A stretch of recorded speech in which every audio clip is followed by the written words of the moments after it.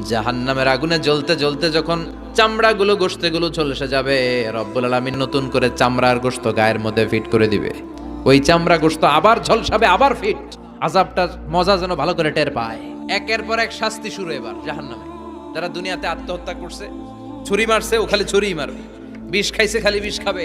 যে মেয়েগুলো ওড়নায় গলা পেঁচিয়ে এই আত্মহত্যা, তারা জাহান্নামের রশিতে আর ওড়নায় খালি আত্মহত্যা করতেই থাকবে। যারা স্মার্টফোনের ভিতরে ইন্ডিয়ান নায়িকাদের কোমর দোলানো ডান্স দেখেছে, অশ্লীল ভিডিও দেখেছে, জাহান্নামের গরম শিক চোখের ভেতরে ঢুকিয়ে দেওয়া হবে। যারা মিথ্যা বলতো, ওদেরকে এক লাইন জাহান্নামের ছুরি দিয়ে কুচি কুচি করে জিহ্বাটা কাটা হবে। অন্যের জমি মেরে খেয়েছে এরকম ডাকাই তাছাড়া নাই, 7 জমিন ওর কাঁধে তুলে দেওয়া হবে। এবার কারে কর গিবত করে চগল খড়ি আছে না নাই, তাদেরকে আল্লাহ জাহান্নামের তামা দিয়ে নখ বানায় দিবে, আগুন ঝরবে ওটা থেকে।